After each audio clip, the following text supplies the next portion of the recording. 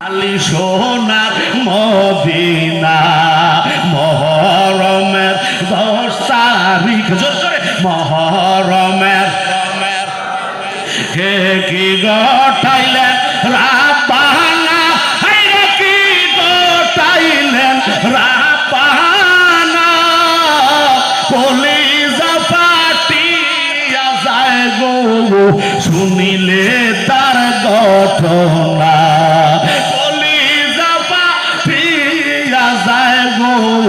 শুনিলে তার ঘটনা কথা বলেন ঠিক না বেদে এমন হৃদয় বিদারক ঘটনা বাবা। এবার জয়নাল আবেদিন রাদিয়াল্লাহু তাআলা আনহু বলে আম্মা আমার যখন জেলখানায় বন্দি করে রাখছিল ওই অবস্থায় আমি ছিলাম অসুস্থ। কি ছিলাম? অসুস্থ ছিলাম। কিন্তু আমার আব্বার যখন কারবালার জমিনে কাফেরের গোষ্ঠীরা যখন শাহাদাত কইরা দিছে আল্লাহর দরবারে আমি ফরিয়াদ করতে দেরি আমার আল্লাহ আমার শরীরটারে সুস্থ কইরা দিছে। এ বাবু আম্মা ময়দানে ওই কাফেরদের ওই এজিদার জেলখানার তালা ভাঙ্গা আমি যুদ্ধের ময়দানে চলে আসছি আর প্রত্যেকটা লাশের সাথে প্রত্যেকটা মাথা আমি মিলাইয়া দিছি। কিন্তু এই লাশটা কার লাশ জানোনি? এই লাশটা হইল আমার আব্বা ইমাম হুসাইনের লাশ মোবারক। আল্লাহু আকবার।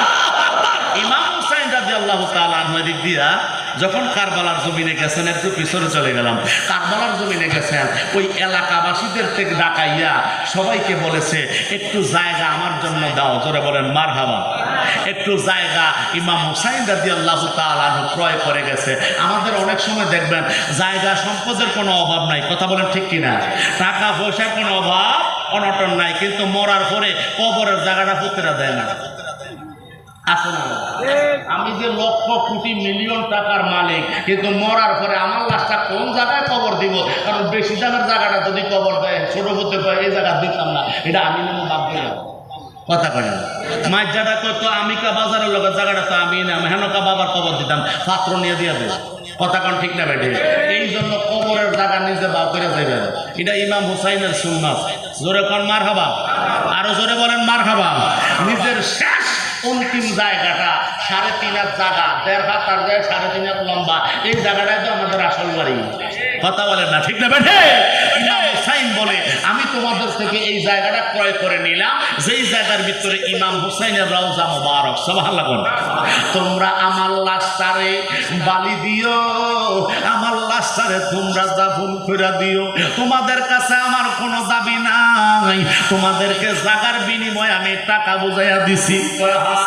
তোমাদের কাছে ও এলাকাবাসী তোমাদের কাছে আমার একটা দাবি, আমার একটা দাবি রে, কিয়ামত পর্যন্ত আমার যত আশিক রাসূল আসবে আমার কবর শরীফ জিয়ারত করার জন্য, মাজার শরীফ জিয়ারতের জন্য, আমার দাবি হইল তোমাদের কাছে তোমরা তাদেরকে বাধা দিও না। জোরে জোরে কান মারহাবা। ইমাম হুসাইন জিয়ারতের ব্যবস্থাপনা কইরা যাওয়ার কারণে আজকে ইরাকের জমিনে যাইয়া কারবালার জমিনে যাইয়া লক্ষ লক্ষ আশিক রাসূলরা জিয়ারত করার সুযোগ আছে। আওয়াজ করে বলেন ঠিক না বেঠি? দামেস্কের বাজারে। কথা বলেন ঠিক কিনা? আচ্ছা, দামেস্কের বাজারে লইয়া গেছে। এবার যাওয়ার পরে গো এবার ইমাম অনেকগুলো মানুষ, বাজারে মানুষ কম না বেশি? বেশি থাকে। ইবনে জেহাদ এত সুন্দর কেল্লা মোবারকটা আরেকটা হাতের একটা ছড়ি আছে, লাঠি দিয়া ইমাম হুসাইনের এই ঠোঁট মোবারকের মধ্যে আঘাত করে। জোরে কর নাউজুবিল্লাহ। বাজারের কিছু মানুষ তারা বলতেছে ইবনে জেহাদের দল, তোমরা ইবনে জেহাদ তুমি যে এই কাজটা করতেছ তাদের সাথে শত্রুতা ছিল, মানুষটাকে মেরে ফেলেছ, এখন তার কাটা এই চেহারার সাথে তুমি যেই ব্যবহারটা করতেছ এটা কিন্তু আমরা মেনে নিব না। জোরে বলুন আল্লাহু আকবার। ইমাম হুসাইন রাদিয়াল্লাহু তাআলা আনহুর কল্লা মোবারকের সাথে বেয়াদবি করে এবার হঠাৎ কইরা জয়নাল আবেদিনের সাথে বাউ দিল ইবনে জেহাদ।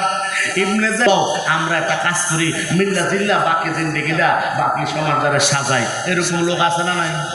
দুনিয়ার প্রতিদিন করছে, করার পরে লাস্টে যে ধরা গেছে কত আমি তুই মিল্লা জিল্লা সবাই মিলে বেশিটা থেকে আমার কি গছ কথা এরকম লোক আছে না নাই?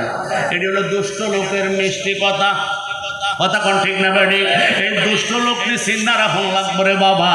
আমার ইমাম এবার জয়নাল আবদিন বলতেছে তো ঠিক আছে আপনি জুমার নামাজটা পড়াইবেন, আপনি ইমামতি করবেন, আমারটা শর্ত আছে।